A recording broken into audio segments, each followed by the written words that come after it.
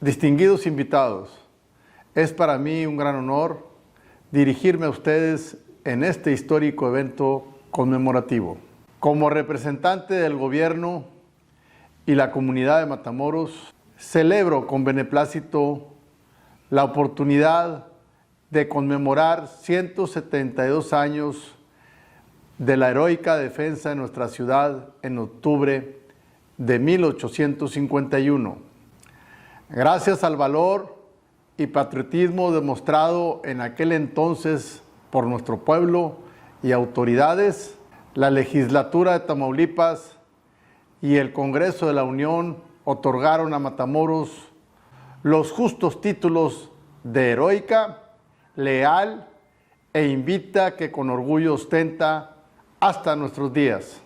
Me da gusto que el gobierno municipal establezca lazos de colaboración con tan distinguidas instituciones académicas y culturales para el desarrollo de estas conmemoraciones. Instituciones como la Universidad Autónoma de Tamaulipas, el Colegio de la Frontera Norte, la Academia Mexicana de la Historia, la Sociedad Mexicana de Geografía y Estadística, la Sociedad Tamaulipeca de Historia y la Sociedad de Historia, Geografía y Estadística de Matamoros. El programa conmemorativo que hoy inauguramos constará de 2 conferencias virtuales, la de hoy sobre el origen y trascendencia histórica del episodio aludido, y una más la próxima semana, donde se abordarán las consecuencias de la defensa de Matamoros. Culminaremos estas actividades con una ceremonia cívica el próximo 30 de octubre en la Plaza de Armas de la ciudad, fecha en que se cumplirán 172 años de tan destacado acontecimiento. Les reitero mi beneplácito por esta merecida conmemoración que da trascendencia a la memoria y el prestigio de nuestra heroica, leal e invicta Matamoros. Muchas gracias. Muchas gracias, Octavio. Y Arturo, me da mucho gusto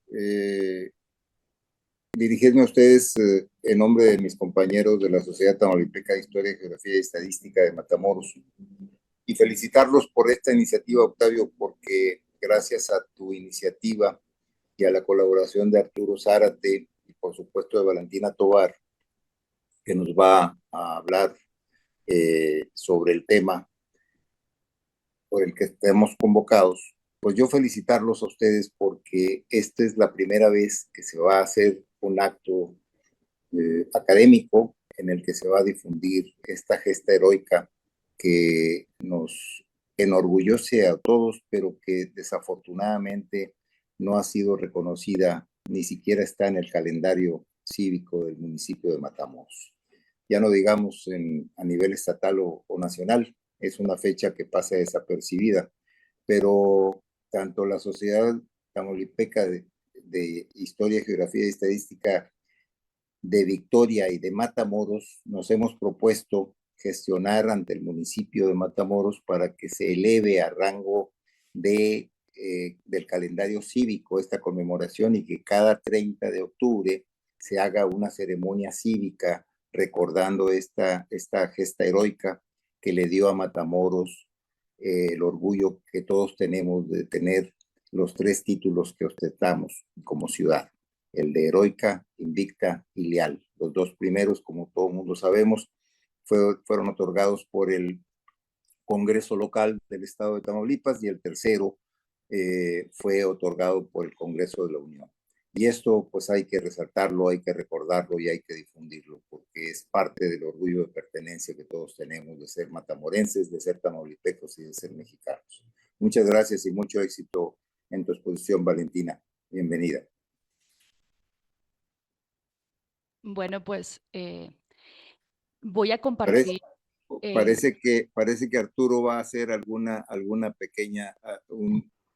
Sí, claro. Buenas tardes, soy Arturo Zárate, soy investigador del Colegio de la Frontera Norte. Quiero felicitar al a la Universidad Autónoma de Tamaulipas, a la Sociedad Tamaulipeca de Historia, Geografía y Estadística de Matamoros. Quiero felicitar al Instituto de Investigaciones Históricas de la Universidad Autónoma de Tamaulipas. Me alegra que el Colegio de la Frontera Norte participe en este evento, que es una serie de conferencias virtuales sobre la heroica, leal e invicta defensa de la ciudad de Matamoros en 1851. Reciban mis saludos todos ustedes. Hoy vamos a escuchar a Valentina Tovar Mota. Es doctora en Historia y Etnohistoria por la Escuela Nacional de Antropología e Historia. Actualmente realiza una estancia postdoctoral en el Colegio de México. Cultiva las líneas sobre la historia cultural y la historia política en el norte y noreste de México y el sur de los Estados Unidos durante los siglos XIX y XX. Es autora de varios capítulos de libros y su último artículo lleva por título José María Carvajal y la construcción del Estado Nacional en la frontera norestense, 1859-1860, publicada en la Revista de Estudios de Historia Moderna y Contemporánea de México. Escuchemos su conferencia sobre José María Carvajal y el Plan de la Loba. Muchas gracias, Valentina, por tu participación en esta serie de conferencias para celebrar a nuestra heroica, leal e invicta ciudad de Matamoros. Adelante. Es un gusto para mí darme cita aquí con ustedes el día de hoy, con el público. Y bueno, en un momento más me gustaría compartir unas diapositivas para comenzar. Bueno, buenos días, buenas tardes ahora mismo. Agradezco la invitación para participar en este evento realizada por la Universidad Autónoma de Tamaulipas, en particular al doctor Octavio Herrera. También agradezco, por supuesto, al Gobierno Municipal de Matamoros, al Colegio de la Frontera Norte, a la Sociedad Tamaulipeca de Historia, Geografía y Estadística de Matamoros y a todas las instituciones que organizaron este espléndido programa conmemorativo. Pues estamos aquí el día de hoy, 19 de octubre, para conmemorar, como ustedes ya lo han dicho, la heroica, leal e invicta defensa de la ciudad de Matamoros, la cual llevaron a cabo sus habitantes el 20 de octubre del año de 1851. Es sin duda una de las gestas más importantes de los primeros años en los que esta ciudad se convirtió en ciudad fronteriza y que desafortunadamente hoy en día es poco recordada. Primero que nada, les voy a hablar un poco sobre José María Carvajal. Esto, según creo, es importante, pues nos va a ayudar a entender las razones que están detrás del llamado Plan de la Loba, ¿no? Que es pues la conferencia que hoy les presento. El Plan de la Loba se proclamó en la ciudad de Guerrero, Tamaulipas, unas semanas antes del ataque de la población en el año de 1851, como hemos dicho. Y bueno, esta charla se ha dividido en varios ejes que iré desarrollando a lo largo de esta exposición. Y bueno, pues voy a tratar de compartirles aquí las diapositivas. ¿Las ven? Sí, ¿verdad? Bueno. Voy a ponerla para compartir. Bueno, aquí están. Bueno, pues este es José María Carvajal, un mapa de Tamaulipas. Bueno, daré lectura y me iré deteniendo en aquellos puntos que considere necesarios. Bueno, es importante decir que Carvajal, como tantos hombres de su tiempo, participó en varias guerras. Al menos he ubicado 6 de ellas a lo largo de todo el siglo XIX. Bueno, de parte de la mitad del siglo XIX.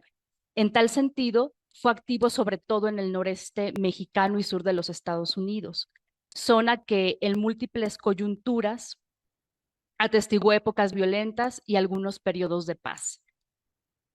Bueno, el carácter levantisco del personaje fue relatado por la prensa de México y de Texas, en historias que dieron vida a un hombre de proporciones míticas que bien podríamos encontrar en la literatura o en los westerns italianos y hollywoodenses. Si se me permite, se puede hacer una comparación con Francisco Villa, que al igual que Carvajal incendiaba, lo digo de manera literal, a su paso las ciudades y ranchos mexicanos fronterizos. Ambos personajes, aunque Carvajal mucho más, entraban y salían de el territorio estadounidense, en donde también causaron destrozos con sus huestes, haciendo proclamas que supuestamente perseguían la justicia política y la libertad económica. Pues bien, vamos a entrar en materia. Para ir enseñándoles las diapositivas. Bueno, Carvajal había nacido en San Antonio Béjar, hoy San Antonio, en el año de 1809 y se había criado entre mexicanos y anglotejanos. Fue educado en el este de los Estados Unidos, pues allá lo había enviado Esteban Austin, el empresario estadounidense, quien se convirtió en un auténtico padre sustituto para él y quien le acercó cultural y políticamente a los Estados Unidos. Según el historiador Joseph Chance, en 1823 Carvajal va a iniciar un viaje a Kentucky, donde va a iniciar esa educación, su educación, y ahí se va a convertir en protestante de los discípulos de Cristo. En ese tiempo, los fundadores de esa iglesia, Thomas y Alexander Campbell, conocieron a Carvajal en la Universidad de Virginia. Como ya ha señalado antes Josefina Zoraida Vázquez, la inmersión de Carvajal en la cultura angloamericana fue completa, tanto que hay una carta donde le confiesa a su madre que casi había olvidado su lengua. No solo eso, sino que como un protestante iniciado, Carvajal envió Biblias traducidas al español a Texas y a Matamoros por medio de Austin. Ahora bien, Austin le da varios cargos de confianza y pronto se va a adentrar en la arena política. Por ejemplo, va a tener experiencia sirviendo en el gobierno civil de San Felipe de Austin en 1831, bajo la tutela del propio Esteban Austin, y en 1832 va a servir en el Consejo Municipal de Nacogdoches. Asimismo, Carvajal fue secretario del Ayuntamiento de Béjar, puesto para el que fue seleccionado por sus habilidades bilingües. Él era muy joven, tenía apenas 26 años en 1835, cuando también ostentó el cargo de diputado a la legislatura de Coahuila y Texas del municipio de Béjar, lo que le llevó a recibir su bautismo político en los resbaladizos terrenos de la política nacional mexicana, la cual, como sabemos, pasaba por una crisis que desembocaría en la independencia tejana. Bueno, aquí vamos a ver, por ejemplo, cómo va a afianzar Carvajal su capital político y económico en el estado de Tamaulipas, y creo yo que fue de varias formas. Uno, bueno, aquí lo he titulado ¿Con qué lobo andas y te diré quién soy? Porque justo Carvajal abre así en una nota de la prensa, de un periódico que le apodaban periódicos filibusteros, perdón, y él se apoda a sí mismo el lobo, ¿no? Y bueno, abre una nota muy interesante que ahorita no tengo la nota para mostrárselas, pero él se refería precisamente a con qué personas estaba él, ¿no? Y bueno, en 1836, tanto Carvajal como su familia terminarían exiliados en Nueva Orleans, junto con otras 8 clanes bejareños, por no apoyar el movimiento separatista tejano, que ya había tomado fuerza y que ese mismo año declararía su separación de Coahuila y de México. Como ha ilustrado ya Raúl Ramos en el caso de Béjar, la posición de la élite de una familia fronteriza se basaba en el prestigio, un concepto que entrelazaba la riqueza material con el estatus y poder político y también el honor, ¿no? El prestigio fue cultivado y mantenido a través de la participación en múltiples instituciones, incluidas las políticas, las religiosas formales, así como también a través del matrimonio entre clanes familiares. En Texas, como en otras tantas partes del norte de México, familias de élite tendían a dominar las posiciones de liderazgo político, militar y religioso durante múltiples generaciones. Un miembro de estas familias podía servir a veces como corregidor, el administrador local en la era colonial, el alcalde mayor, o bien como juez de paz, u otra posición dentro del gobierno local. Podía asignarle a una familia el prestigio significativo, al igual que la comisión de un oficial en una unidad de milicia o guarnición del ejército local. Pues la historia de Carvajal, de otros personajes de esta época, comenzó muy relacionada con los primeros colonos angloamericanos, con quienes vivió también del lado de los mexicanos y tejanos. Ambas culturas del noreste mexicano articularon nociones de honor muy similares y de otros rasgos culturales como la masculinidad y el parentesco patriarcal. El matrimonio de José María Carvajal con María del Refugio de León, hija del acaudalado Martín de León, lo llevó a establecer una colonia en Victoria, Texas, y con el tiempo se movería con su familia a las propiedades ubicadas en Soto la Marina. Hay que decir también que las actividades que le generaban ingresos a Carvajal se intensificaron cuando su familia política lo hizo partícipe del negocio y la compra y venta de tierras. Bueno, también vamos a ubicar a Carvajal, cómo construye ese capital con las alianzas con los clanes militares y políticos de Tamaulipas, ¿no? En 1939, Carvajal participó activamente en las revueltas federalistas al lado de los líderes como Antonio Canales Rosillo, Juan Nepomuceno Molano y Jesús Cárdenas. Dichas revueltas fueron el resultado de las tensiones entre el gobierno del centro y los grupos regionales, que en el noreste y en muchos lugares del país desconocían al gobierno centralista. En particular, Carvajal participó como traductor del líder Canales Rosillo, pues este último pretendía engrosar sus filas con angloamericanos radicados en Texas. De hecho, los líderes federalistas persuadieron a muchos jóvenes pobres del sur de los Estados Unidos para unirse a las revueltas con promesas de dinero y tierras para entrar a las filas de ese ejército. Aunque la rebelión federalista no triunfó en las tierras del noreste, la experiencia adquirida de Carvajal sobre el enganche usada en esta guerra en contra de las autoridades del centro fue adoptada nuevamente por él cuando éste formó su llamado Ejército Libertador en 1851. Bueno, aquí también les tengo esta muestra. Carvajal también va a tejer alianzas muy importantes económicas con los empresarios angloamericanos, quienes se dijo le habían patrocinado la parte de esa rebelión, ¿no? Los empresarios pues son Charles Stillman, Milton Kennedy y Richard King. Estos son navieros y ganaderos. Bueno, pues me gustaría también contarles qué sucede hacia 1847, ¿no? Donde vamos a ver que este personaje se inserta otra vez en la historia, ¿no? O da seguimiento con esta historia. Pues bien, para el tiempo de la guerra de México y Estados Unidos, Carvajal ya va a residir en Camargo y va a tener el oficio de agrimensor. Con todo, una vez que el ejército estadounidense, comandado por Taylor, avanzó por el Bajo Bravo, Carvajal decidió asistir al gobierno mexicano. En particular, Carvajal comandó una brigada de tropas irregulares en el noreste de México, probablemente centrada primero en Soto la Marina, su anterior residencia. Con ello, emprendió una guerra de guerrillas en contra de las fuerzas de Taylor, las cuales habían capturado y ocupado las principales ciudades y pueblos de la región. Para 1847 se informó que Carvajal estaba ya cerca también de Soto la Marina, pues ahí operaba con Canales Rosillo atacando a los trenes mercantes mexicanos, lo cual atrajo la atención del gobierno estatal. Pronto, el gobierno tamaulipeco publicaría una proclama denunciando a los dos jefes guerrilleros. Como se sabe, nuestro país perdió en este conflicto bélico con Estados Unidos y las actividades guerrilleras en el noreste van a cesar, ¿no?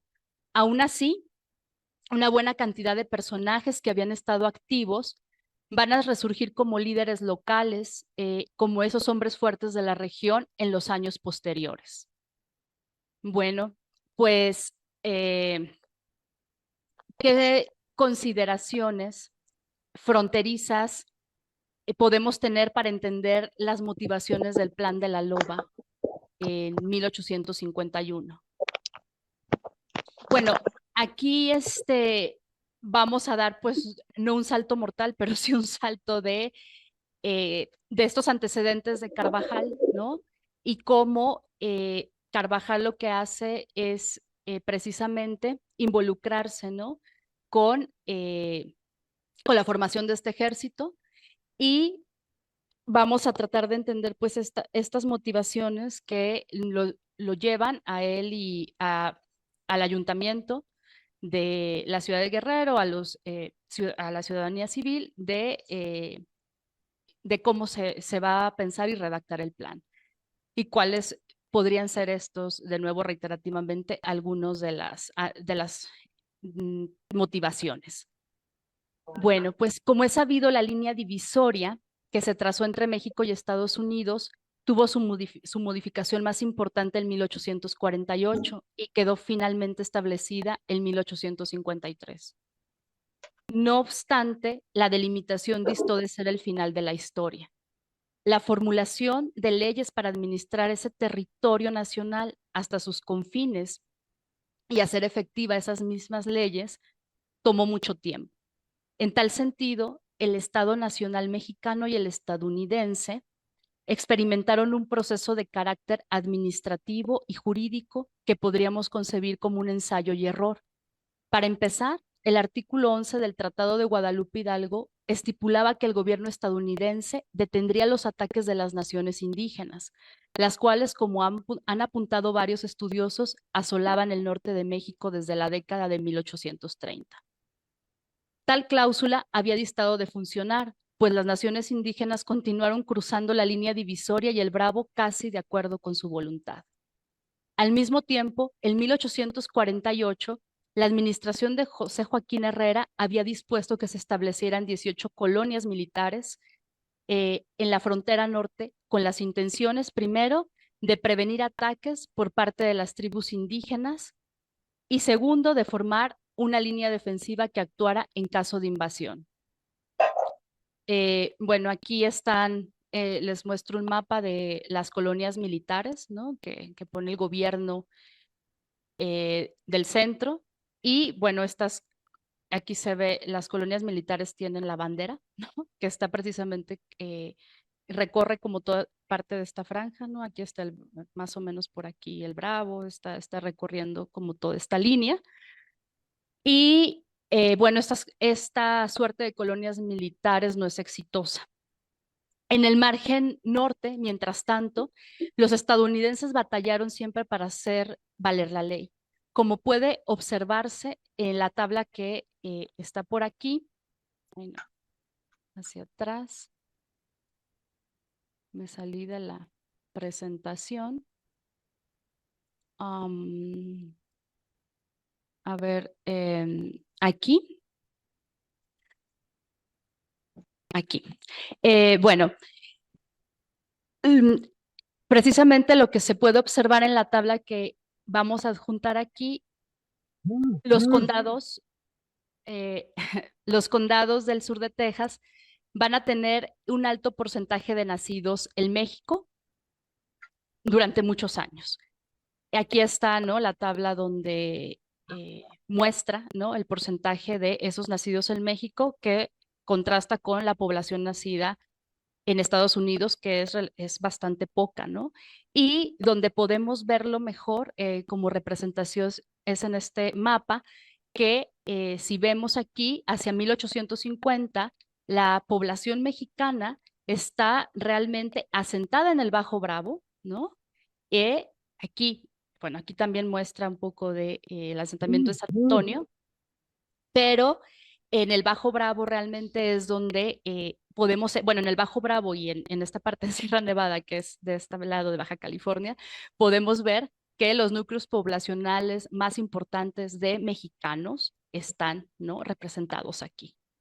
Entonces, por eso precisamente a Estados Unidos y a México se les hace muy complicado, pero también a Estados Unidos, y creo más complicado, se les hace resguardar esa frontera, ¿no? Entonces, ¿qué va a pasar? Los primeros años de la década de 1850, esos estadounidenses van a tener muy pocos representantes de ley en esa zona. Más allá de algunos soldados, no había, por ejemplo, tampoco tribunales ni jueces fiscales, ¿no? Entonces, esto es algo compartido, sí, pero digamos que lo padece México y Estados Unidos de una manera como compartida. Ahora bien, estamos hablando del norte de México aquí y debe de decirse que aún con el establecimiento que les contaba de las colonias y con el despliegue de algunos agentes gubernamentales, va a persistir esta falta de control. En el Bajo Bravo, por ejemplo, habría florecido el contrabando de bienes y mercancías. Lo anterior afectaba directamente a los comerciantes del lado mexicano ya establecidos, pues si estos querían vender productos de manera legal, tenían que pagar un alto impuesto a la importación.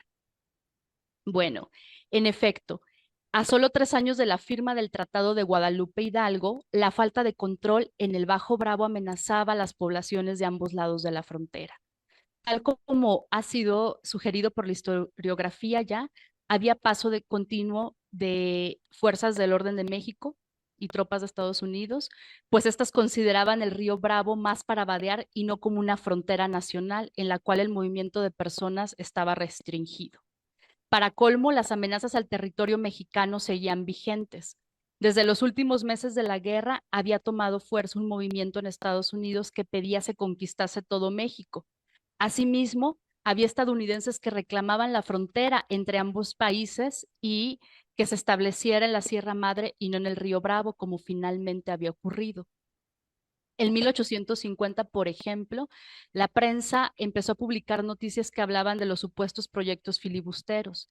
En ese año, varios exiliados bajo el liderazgo de Narciso López y auxiliados por aventureros estadounidenses habían emprendido una expedición para independizar a la isla de Cuba y habían sido catalogados con este mote por el gobierno español y por los periódicos de la Ciudad de México.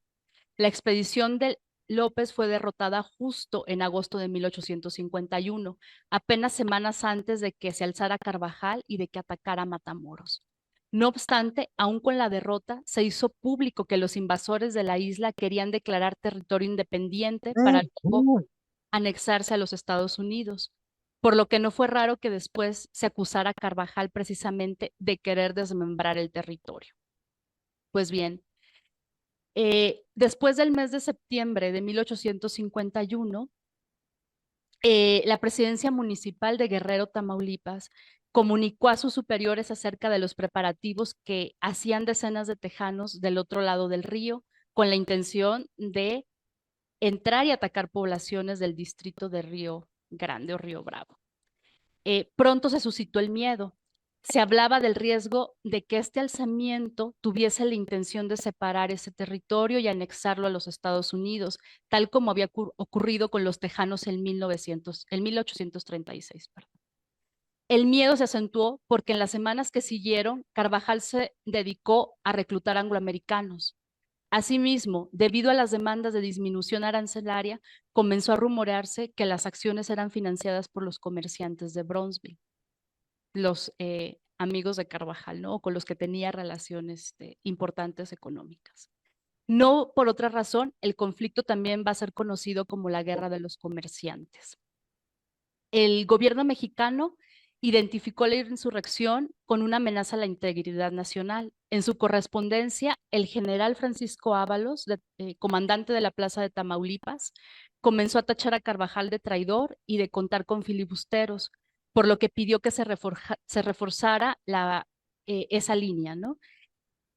Ábalos se quejó además de que las autoridades americanas no hacían nada para detener a los rebeldes y pidió que se culminase a los estadounidenses a actuar en contra de Carvajal, pues sospechaba que ya para mediados de 1851 se había enviado emisarios a San Antonio para seguir reclutando simpatizantes que se sumaran a su movimiento. Pero, ¿qué decía el plan en sus 12 puntos? Que es para lo que nos dimos cita el día de hoy y que aquí tengo pues parte del plan, ¿no? Que es del plan que se redacta. Y bueno, no vamos a leer aquí cada uno de los puntos, pero vamos a ver de qué trataban y por qué Carvajal y los redactores del plan, sociedad civil, vecinos de la ciudad de Guerrero y el ayuntamiento, eh, habían estipulado, ¿no?, parte de estos puntos. También es importante mencionar que el plan de la Loba va a estar pensado para que los ciudadanos de toda la región del noreste se les uniera, pues todos los fronterizos estaban padeciendo, decían, los mismos problemas y limitaciones que les había impuesto el gobierno de la capital. Hasta aquí basta decir que el plan se dividió en demandas de seguridad fronteriza, otras de carácter fiscal y, por último, medidas de carácter político, ¿no? Reasunción de soberanía y cambio en el poder legislativo, en particular la elección de senadores. Bien, sobre la seguridad fronteriza, los firmantes y pobladores pidieron retirar a las tropas del ejército permanente, o sea, aquella milicia enviada desde el centro del país. En realidad, la medida del gobierno del centro fue poner estas colonias militares que les mostré aquí, de poner colonias militares, y los Estados Unidos habían dicho que iban a seguir al pie de la letra la cláusula 11, la del Tratado de Guadalupe, pues se habían comprometido a resguardar la frontera de los ataques de esos indios belicosos. Pero nada de eso, como ya hemos hablado, se funcionó realmente, y ni Estados Unidos cumplió con lo acordado, ni el gobierno mexicano pudo enfrentar a esos indios. Así que los pobladores y los gobiernos locales, sobre todo el de Matamoros, terminaría impidiendo el paso de esas huestes, ¿no? Por ello, la petición en el plan, en sus puntos 1 y 11, fue que el ejército, el que había formado Carvajal, iban a vigilar esa extensa frontera de manera autónoma. Sobre las disposiciones tarifarias de las autoridades mexicanas al recuperar el control de las aduanas y poner después del 47 los contrarresguardos como barrera de contención para impedir el comercio ilegal, ya nos hablará con más precisión el doctor Octavio Herrera, experto en el tema, ¿no?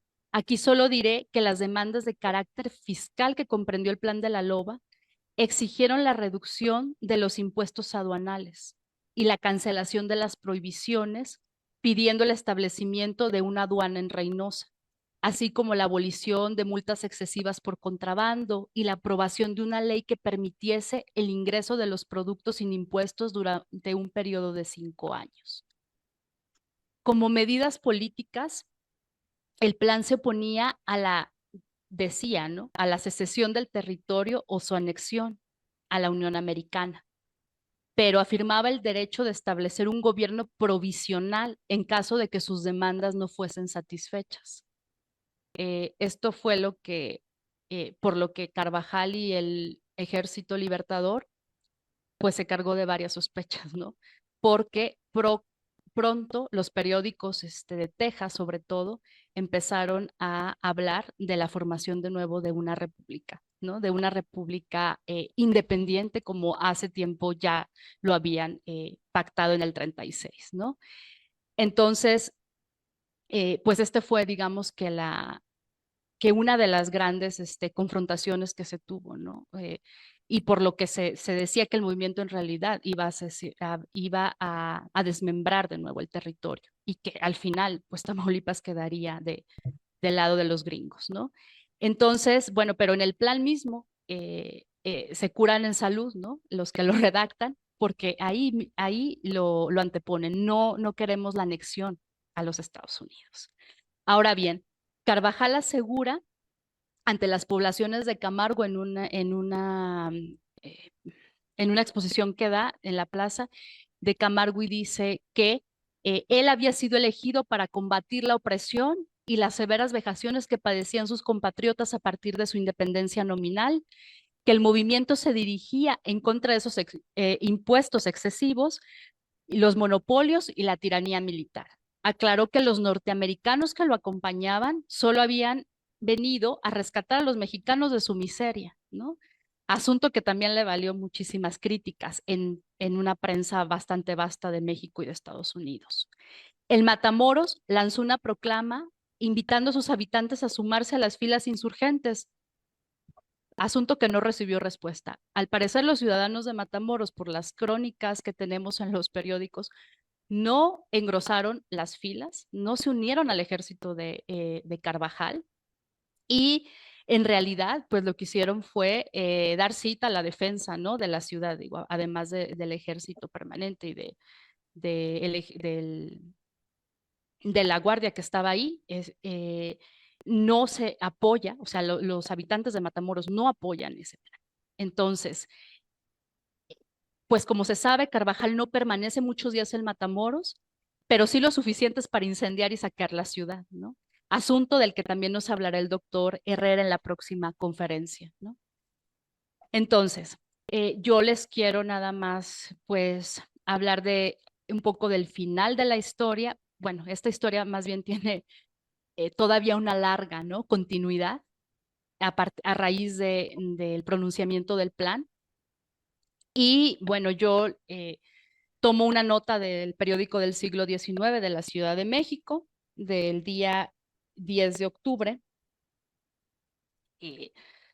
donde ya en septiembre había surgido el plan, ya habían analizado detalladamente los puntos del plan, sus contrarios, y pues, como comentaba, había recibido una serie de críticas interesantísimas por parte de los editorialistas liberales, de los editorialistas conservadores, ¿no?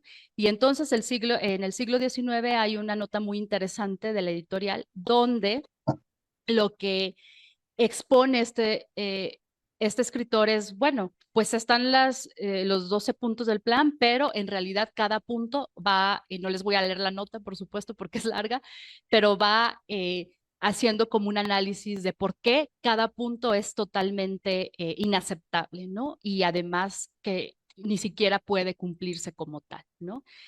Entonces, lo que yo puedo decir como una aproximación a les digo, a este resultado, ¿no?, del plan, es que la incitación a la revuelta y las consideraciones sobre el plan de la loba calaron sobremanera en las advertencias de las autoridades consulares de Bronzeville en México y también en la propia Cancillería de la Ciudad de México, quienes a través de reportes informaron al gobierno del centro, mostrándose más o menos sensible con esas peticiones al plan, pero también con grandes críticas al mismo, ¿no? Me llama la atención, por ejemplo, que uno de los agentes consulares va a escribir sobre la situación de la desesperanza de los mexicanos de las provincias del nororiente, ¿no? Sobre todo, dice él, de las villas del norte, porque están elaborando reportes sobre los asesinatos y las continuas expediciones de pillaje cometidos por los indios comanches y lipanes en esa frontera. También estos cónsules describen los sentimientos que abrigaban los fronterizos hacia el gobierno central, al que advirtieron de los abusos cometidos por los militares mexicanos o pretexto de estar encargados de esa seguridad. Al final quedará esta frase de uno de los cónsules de Bronzeville, quien siguió más estos movimientos, ¿no? Siguió al día a día los movimientos de Carvajal y terminó diciendo lo siguiente: yo francamente le diría a vuestra excelencia que si ha de juzgar por lo que se ve y se oye decir a las personas de la frontera, no está lejos el día en que sí pidan la separación de México, y no es el disgusto el que se tiene en contra del gobierno, sino es un odio, el cual va aumentando de manera notable. Bueno, pues hasta aquí podemos decir que Carvajal y su ejército libertador no triunfó en cuanto a esa guerra declarada en la ciudad de Matamoros. Sin embargo, bueno, parte del plan de la loba quedó en la memoria de muchos de los habitantes, ¿no?, de aquellas tierras, pues con el tiempo los mismos gobiernos locales del noreste tratarían de implementar en gran parte esas medidas que dictaban, ¿no?, sobre todo en la situación fiscal, que también ya el doctor Herrera hará la charla en la próxima conferencia. Bueno, nada más basta decir que Carvajal va a ser citado a comparecer a los tribunales federales de Galveston y Bronzeville en Estados Unidos por considerar los estadounidenses que se había violado el derecho de gentes al usar el territorio norteamericano para planear el ataque de Matamoros desde su tierra, ¿no? Desde el suelo norteamericano. Y bueno, pues esto, en ambos procesos donde rinde sus declaraciones Carvajal, va a salir libre, y de ahí en adelante, pues la prensa lo que va a relatar, ¿no? Y en los informes que se tiene en general, es que Carvajal siempre estuvo de alguna manera aliado, ¿no? Con los angloamericanos, con los responsables de la justicia también de ese país, con los comerciantes estadounidenses, y pues al final comparte de esos filibusteros, ¿no? Con los que está enganchando para que entraran a ese ejército y cubrieran parte de ese ejército libertador, ¿no? Que él decía. Y bueno, pues hasta aquí termino con la charla, y decir que al final, ¿no? De todo, pues Matamoros logra ser la heroica e invicta, ¿no? Ciudad defendida por matamorenses. Entonces, también hasta aquí podemos decir que Carvajal no se sale con la suya, pero es una gran, gran historia que se tiene que ver a lo mejor a la luz de procesos más largos, ¿no? Para, pues, tratar de comprender las motivaciones. Muchas gracias. Muchas gracias, Valentina Tovar, por tu exposición y por ofrecernos esta plática que nos enriquece mucho. Invitaría ahora al público que escucha a hacer preguntas, a hacer comentarios sobre lo que hemos oído de Valentina Tovar. Adelante, si alguno quiere participar y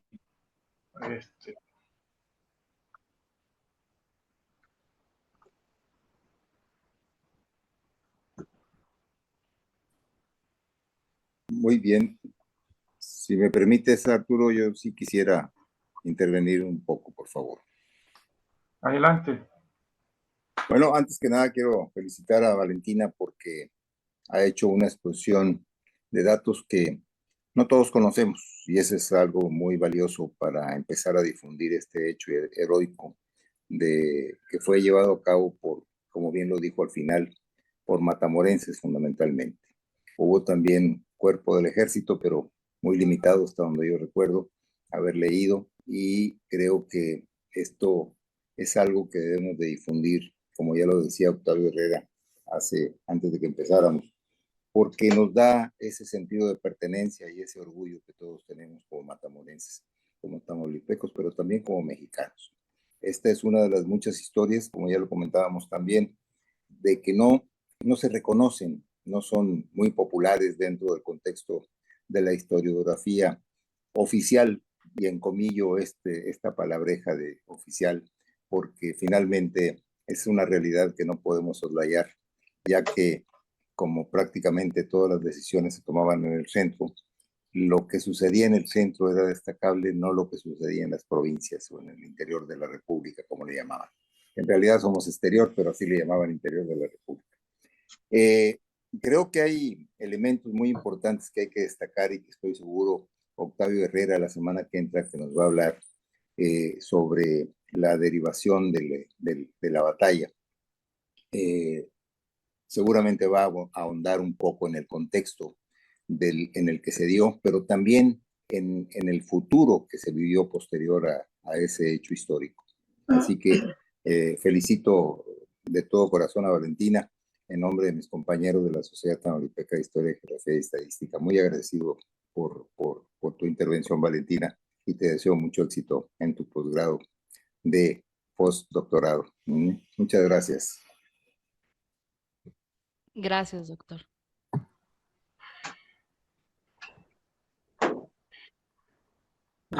Valentina, ¿me escuchas? Sí. Si pudieras, una cosa importante que tú has hecho es esta síntesis de un proceso muy complejo, ¿sí?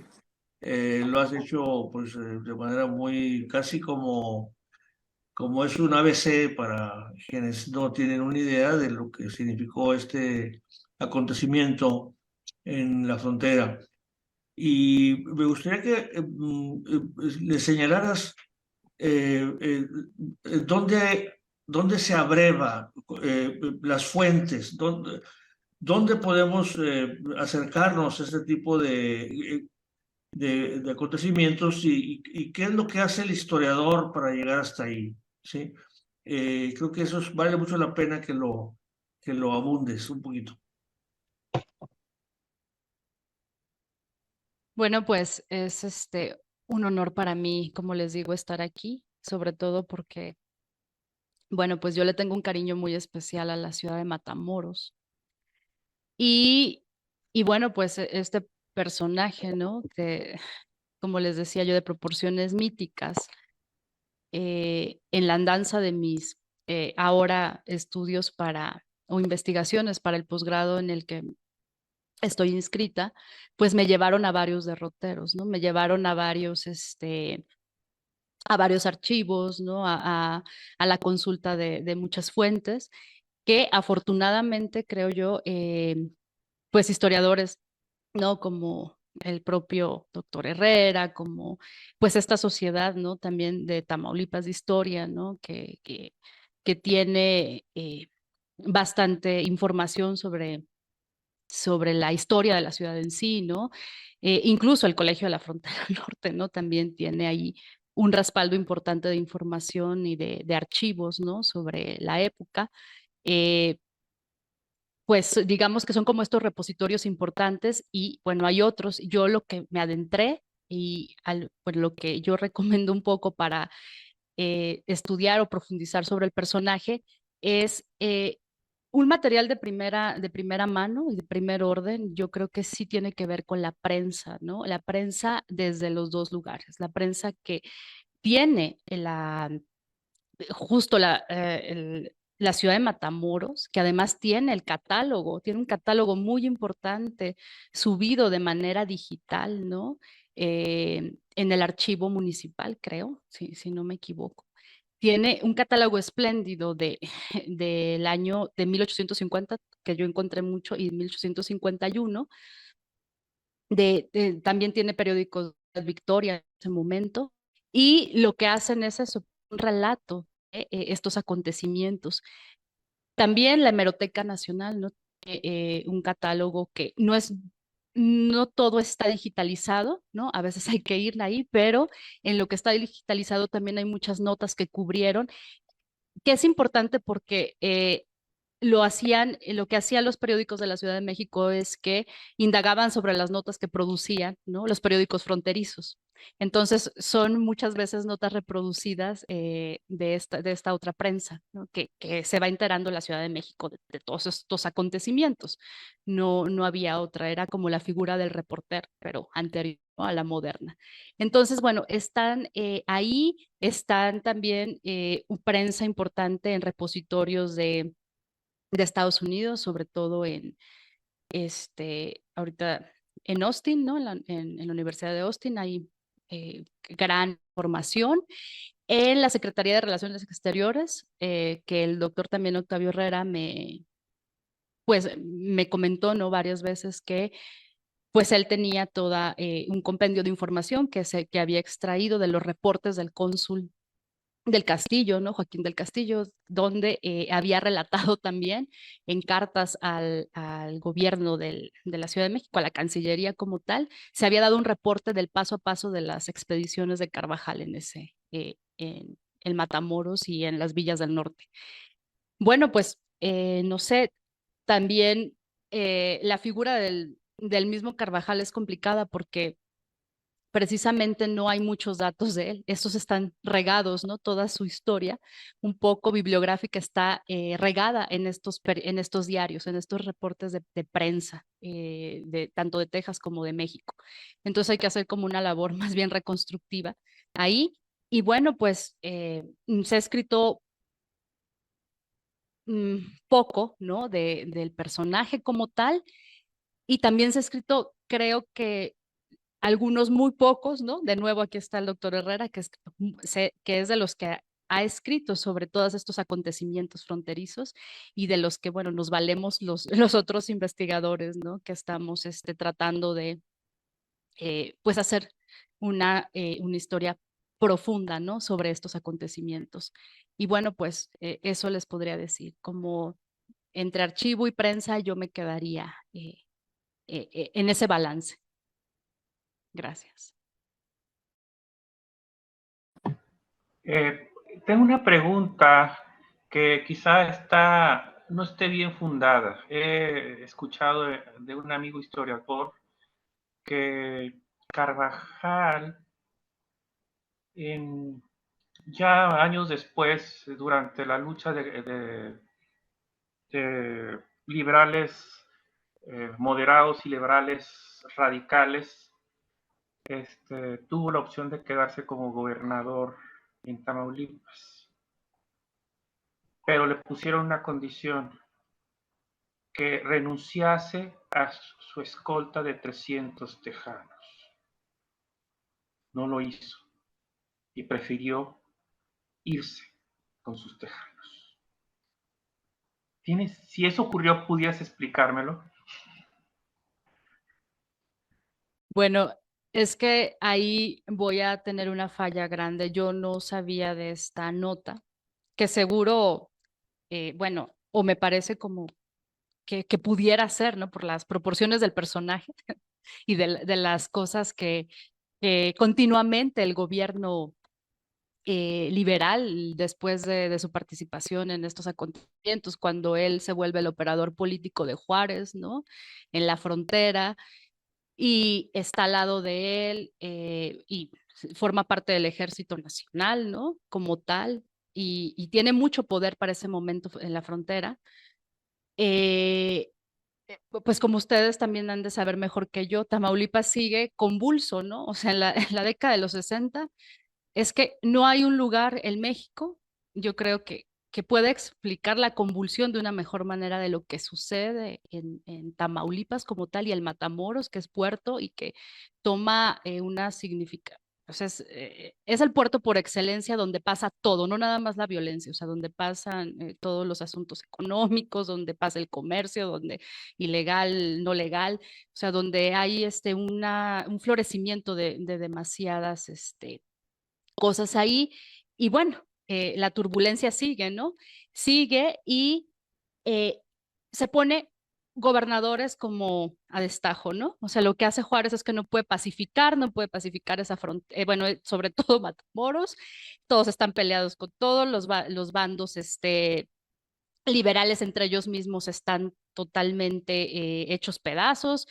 Y lo que hace al final es que, bueno, Juárez, con recomendaciones de otro gobernador, lo que hacen es pues decir, ¿qué otro personaje aquí nos falta para que pueda pacificar? Bueno, Carvajal, ¿y por qué no, no? Eh, claro que hay bandos que no están de acuerdo con que el personaje esté ahí. De hecho, o sea, los matamorenses lo detestan, por más que Carvajal se siguen poniendo, ¿no? A la orden del día ante el gobierno local y trate de estacionarse un tiempo en esa ciudad, pues es realmente detestado, ¿no? Entonces lo que hacen, que creo yo que es como una muy mala eh, situación política o por decirlo, toma de decisión política, es ponerlo, ¿no? Al frente de ese estado. Y sí, lo que o sea, yo lo que he leído cuando toma protesta, por así decirlo, toma el lugar de como gobernador, pues él, lo que yo recuerdo haber leído que él dice en su pronunciamiento es que pues va a resguardarnos las instituciones, va a cuidar de Matamoros como nadie ha cuidado, pero seguro que hay que buscarlo, ¿no? A conciencia. No recuerdo que hable del ejército del ejército o de esta gente anglotejana, pero seguro, o sea, esta gente está con él en todas las décadas, incluso cuando está del lado de Juárez, incluso cuando Juárez le pide renunciar a los anglotejanos. Carvajal se la vive escribiendo cartas a Juárez que ustedes pueden consultar, ¿no? Ahora mismo en el carteo que tiene con el mismo Juárez, donde dice que no, que sí las piensa abandonar, o sea, piensa abandonar a estos hombres, pero que también los necesita, porque al final los angloamericanos también quieren, ¿no? Como pacificar, ayudar a pacificar México, ¿no? Y por qué no, de nuevo Matamoros. Juárez no, nunca ni nadie hace que él se libere de esta gente que lo está acompañando durante todo el tiempo. Y cuando es gobernador, seguro que tampoco abandona, ¿no? A sus filibusteros, por decirlo así. Y gobierna muy poco, ¿no? Lo que sucede es que tiene un gobierno muy corto, ¿no? Porque, por supuesto, está enfrentado con todos. De hecho, hay varias proclamas donde le escriben a Juárez, gente del ayuntamiento de Matamoros, diciéndole, por favor, eh, señor presidente, no nos deje a Carvajal, ¿no? Carvajal es nuestro enemigo, es el enemigo jurado de la ciudad y es el enemigo de muchos otros sitios. No lo queremos, ¿no? Entonces, bueno, eh, al final sí se mueve, ¿no? Al personaje, o sea, él se va y otros tantos que también son otros tantos personajes que son un poco también de ese equipo, ¿no? Del desorden, van a estar de gobernadores después en Matamoros. Y bueno, hay un pronunciamiento de pacificación, ¿no? Que creo que se da en 1868, si mal no recuerdo, después de que pasa la invasión francesa y todo, donde se resuelve un pliego para pacificar solamente la ciudad de Matamoros. Así es el pronunciamiento. Entonces, pues sería lo que yo podría decir de esto. Gracias.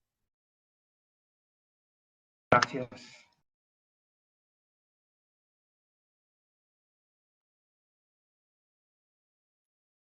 ¿Me permites, Arturo? Adelante. Bueno, lo importante aquí es que empezamos a sentar un precedente, ¿sí? Ese es lo interesante de pues, esta charla, esta conferencia, esta presentación que nos ha hecho Valentina. Es aprovechar la tecnología por un lado y también la permanencia, porque este documento, pues ya lo he dicho, va a quedar en las redes sociales, institucionales, para después ir haciendo mayores públicos. Creo que es increíble que en Matamoros, que ha sido una ciudad históricamente con pues es la ciudad que pues es uno de los polos de la frontera, la permanencia, la génesis de la frontera, en donde sucedieron una serie de hechos relevantes para la conformación de lo que va a ser la nación mexicana en sí. Y sin embargo, no hemos podido lanzar toda una plataforma de divulgación de esta historia. Y bueno, nos hemos propuesto a la Sociedad de Historia, Geografía y Estadística de Matamoros, nosotros desde la Universidad de Tamaulipas, para empezar con esto y hacer estas alianzas contigo, Arturo, el Colegio de la Frontera Norte, para sumar estos esfuerzos. Creo que ahorita hay muchos colegas historiadores que han pues penetrado en sus campos de interés y del conocimiento en temas que pues nos atañen. No podemos abarcar todo. Esta historia de Carvajal pues es realmente apasionante. Aquí Valentina nos ha expuesto el episodio del año 51, el año clave del año 51, pero Carvajal volvió a atacar la ciudad en 1862, ¿sí? Cuando el problema de la lucha civil de rojos y crinolinos, volvió a atacar la ciudad, volvió a masacrar la ciudad en 1862 de una manera terrible. Creo que el sitio de Matamoros del año 62, fines de 61, principios de 62, fue más terrible porque la mitad de la ciudad quedó destruida, ¿sí? Entonces, otra vez Carvajal ahí presente. Y después en el año 66, cuando se derrota al imperio en Santa Gertrudis y está atrapado Tomás Mejía, pues Carvajal tranza la salida del imperialista para asumir el poder. Es el periodo justo en que se asume como gobernador, pero en realidad pues es un personaje muy de la frontera, muy de esta etapa turbulenta, y de ahí la necesidad de estudiarlo.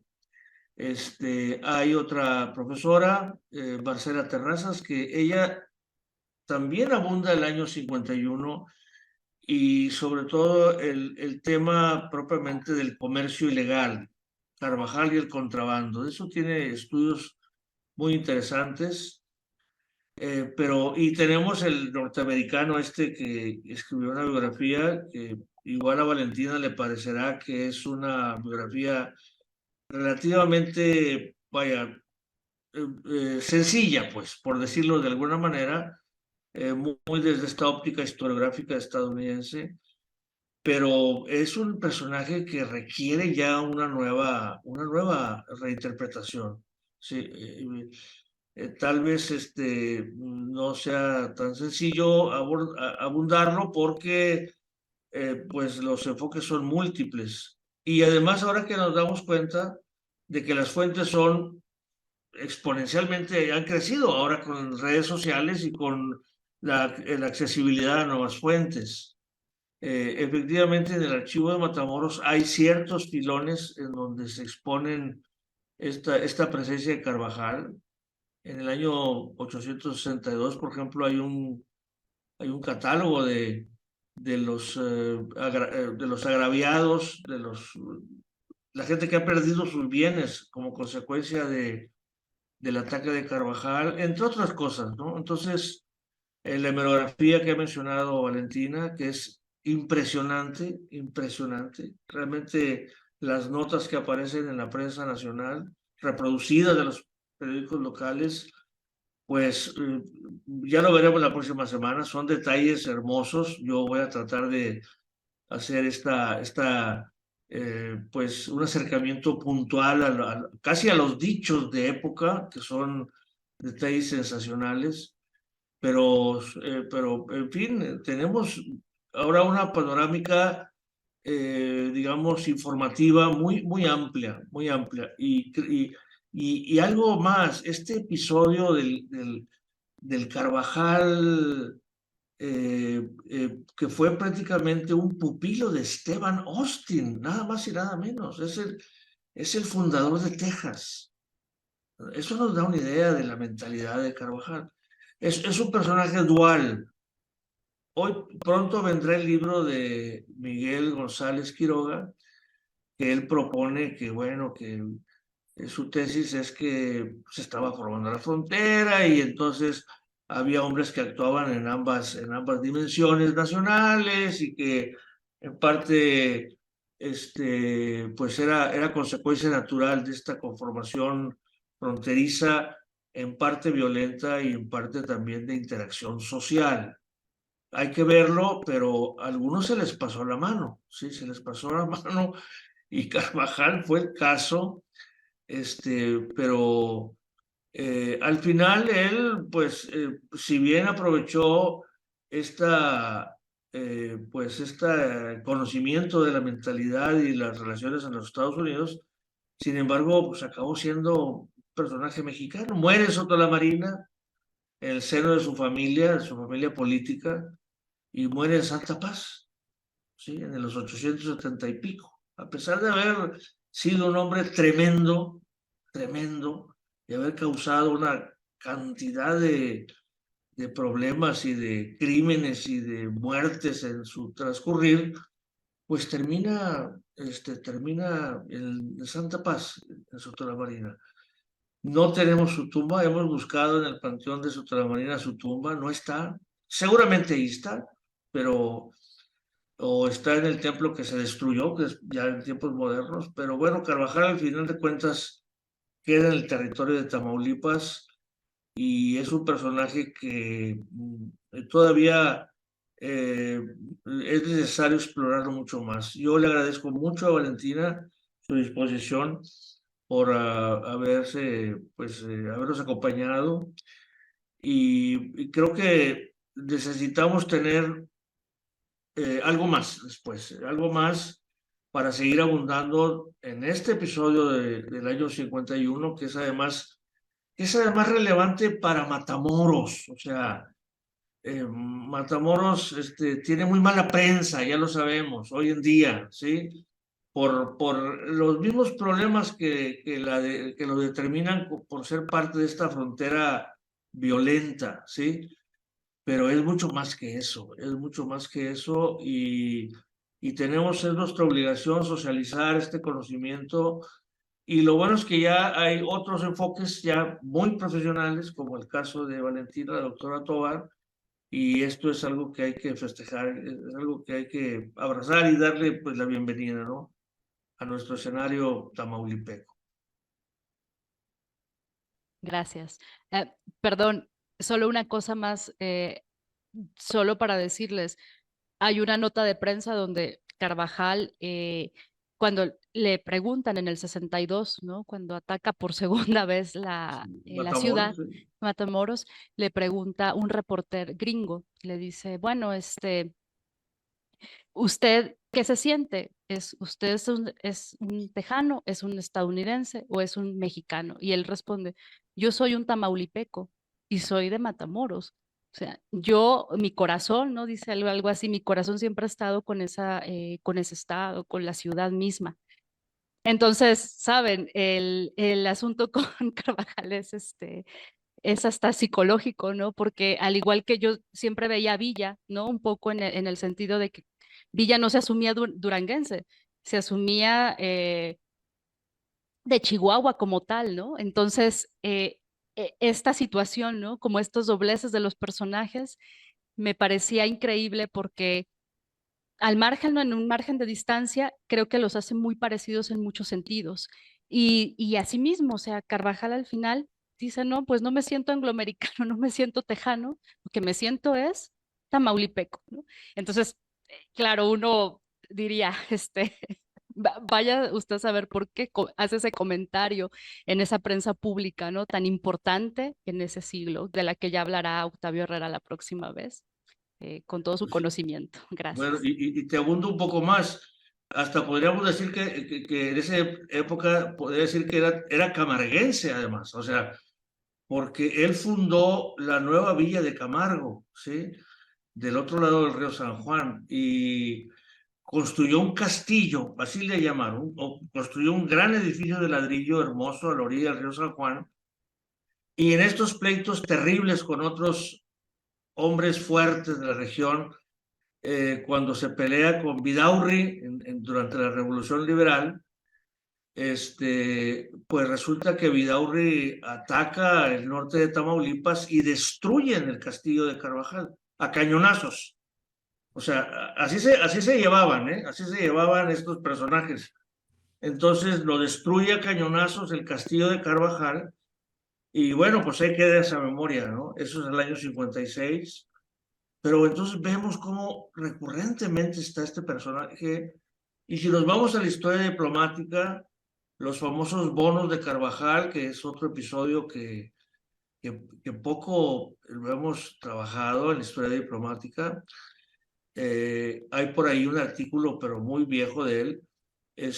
Pero además y que Matías Romero y el propio Juárez desconocen esa parte de su actividad diplomática. Se trata de conseguir dinero y armas para la causa republicana, pero empeña el crédito del país y además, o sea, se toma muchas libertades. Este hombre empeña los territorios del estado de San Luis y de Tamaulipas o para pagar esa posible deuda. O sea, era un hombre muy atrevido, muy intrépido, ¿sí?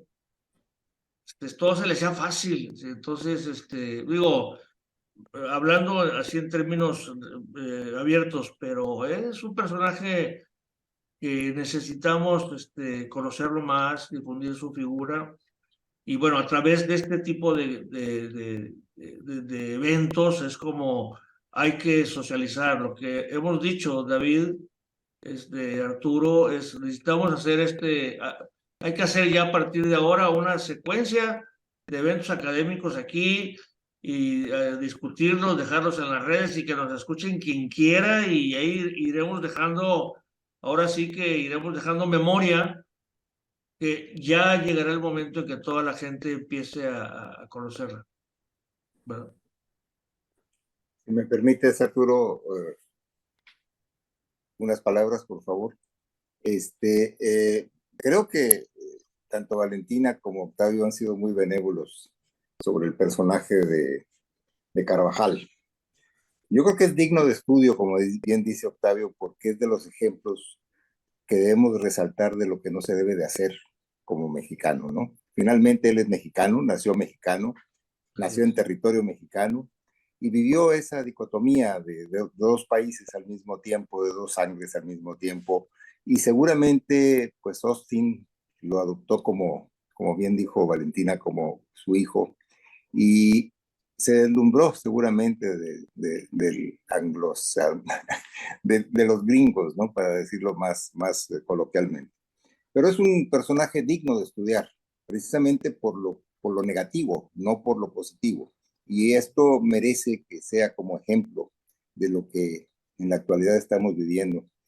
Guardadas todas las diferencias de tiempos y de desarrollos, y etcétera, estamos viendo cosas semejantes en las que descubrimos personajes mexicanos que también son entreguistas, al igual que Carvajal.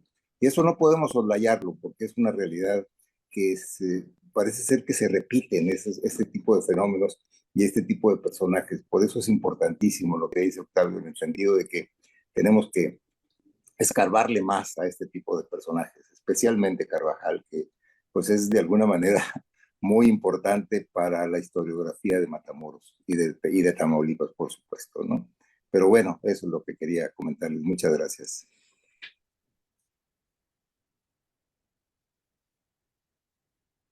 Quizás una última palabra, además de agradecerte de nuevo, Valentina, a David, a Octavio, por estas iniciativas.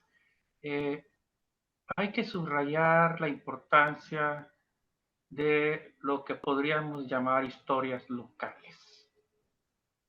No son locales, son nacionales. Claro. Estas historias locales han forjado nuestra nación, nuestro México. Y es por eso que nos hemos reunido ahora, y es por eso que nos interesa mucho que el gobierno municipal, nuestro alcalde Mario López, formalice esta fecha como una fecha que debemos celebrar todos los matamorenses, y que es más, debemos celebrar en todo México, como una fecha en la que se puso un hasta aquí a las demandas territoriales de otros países sobre México. Y se hizo en Matamoros, tal vez no porque fuéramos los más heroicos, pero sí no nos caía bien Carvajal. Y no nos caían bien esos tejanos con que él se acompañaba. Sí nos caían bien algunas propuestas, como dijo Valentina, que después funcionaron algunas de ellas en la zona del Plan de la Loa, pero no muchas otras que eran horribles y que sacrificarían el territorio nacional. Muchas gracias a todos y pronto nos reuniremos de nuevo el miércoles de la próxima semana estaremos escuchando a Octavio Herrera y su exposición, su explicación de la batalla de Matamoros. Démosle un aplauso a Valentina. Bravo, muy bien. Gracias, Valentina. Gracias a ustedes.